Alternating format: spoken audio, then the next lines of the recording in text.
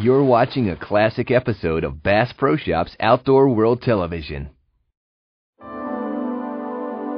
Lake Erie was once the sewer of the Midwest. The waters were dark with industrial pollution, and fish were as scarce as hares on a Sandusky River bullfrog.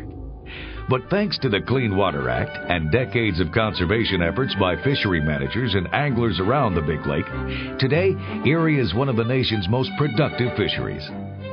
Outdoor World Pro Stacey King has heard about the incredible smallmouth action here, but he just had to see it to believe it. Hadn't even got started, my buddy throws out there and catches a giant. And on a trip with tournament angler and tackle rep Greg Mangus, Stacey discovers it's even better than he imagined. Boy, you're going to love this smallmouth. I mean, it's a big one.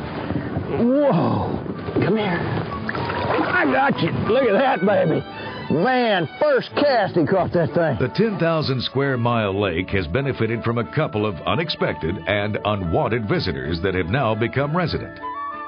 Zebra mussels and goby minnows are foreign invaders, brought to the Great Lakes in the bilge of international ships.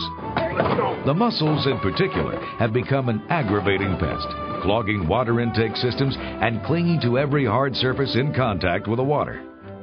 But the billions of mussels are filter feeders, and soon their countless numbers began to clear the waters of the lake, so much that underwater vegetation now thrives once again in the depths where light penetration had formerly been near zero.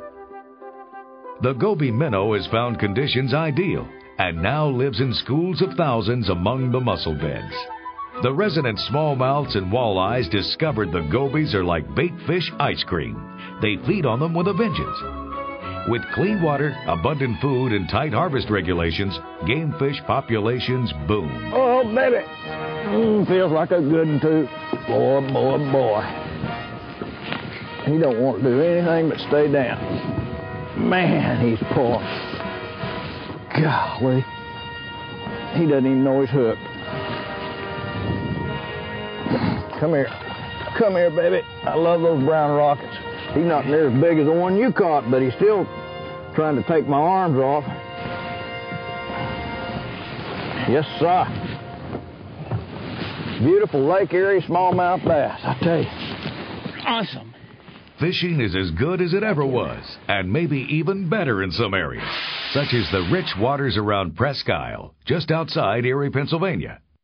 Greg Mangus is a longtime expert on the lake, and when fall arrives, you can bet he'll be sitting in the middle of this smallmouth paradise. Oh, he got back in that stone. Oh, yeah. Good. Oh, man. That's a good one. Another regular 3.5 pounder. Isn't that cool that these are regular size fish here in this lake?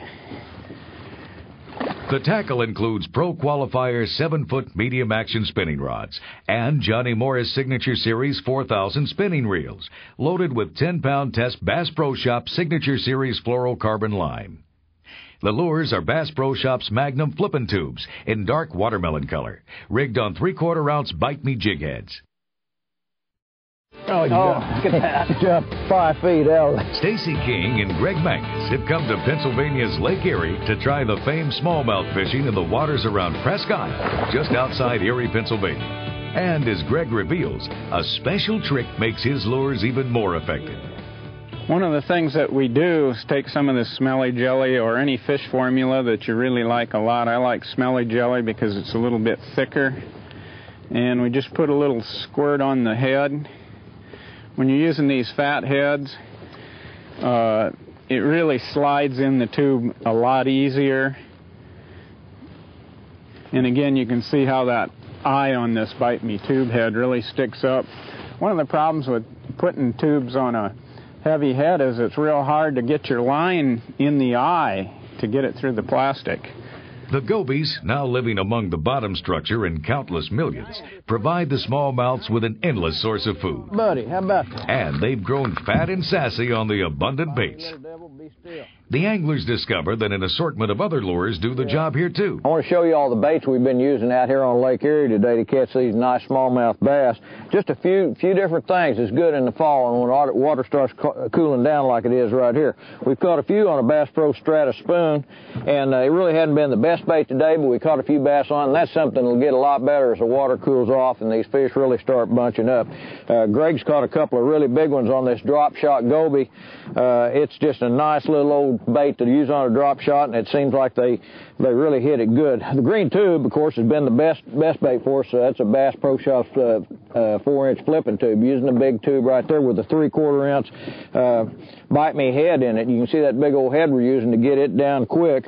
Another bait we've caught a lot of nice fish on is this gold silver buddy, 3/4 ounce right here, and then a 3/4 ounce the new Bass Pro Shop tail spinner. I've put a gold blade on the back of a silver bait there, and I've caught 3 or 4 real good ones on that. So those are the baits we've been using, and they've really been effective today. Of course, when you're on fish like this, just about any bait will do the job. Let me get a buoy. That is a giant you got, Greg. Could anybody stand it if it got even better? This is close to a 6, Stacey. Man. Well, he's not as big as I thought, but he's probably over 5, easy. Man, look at the size of this one.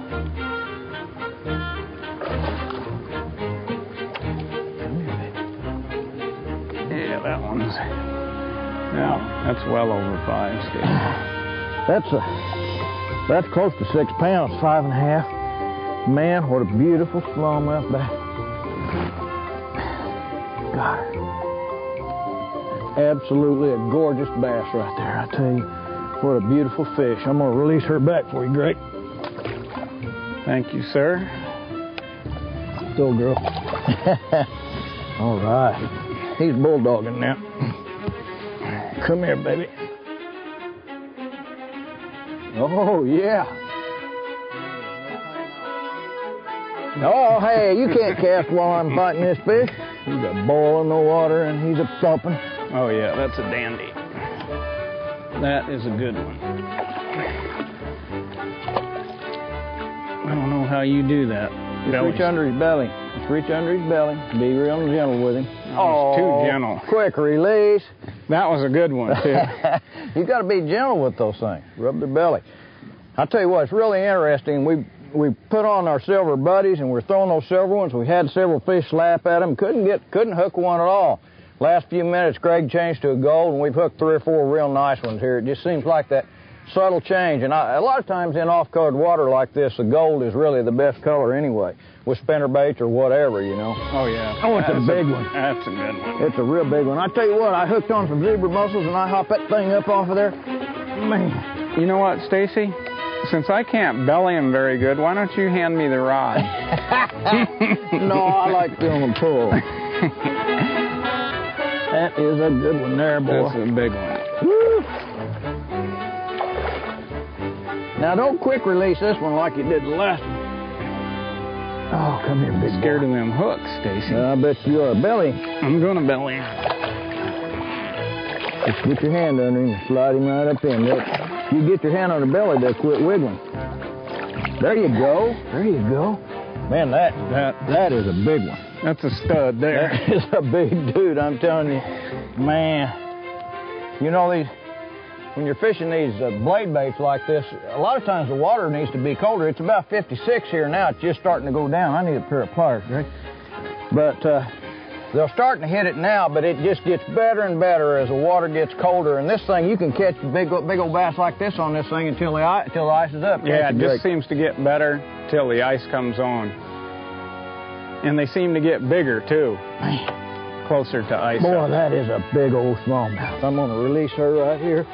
And that was some kind of fun. Now, I love it. Go and I'm not waiting on you.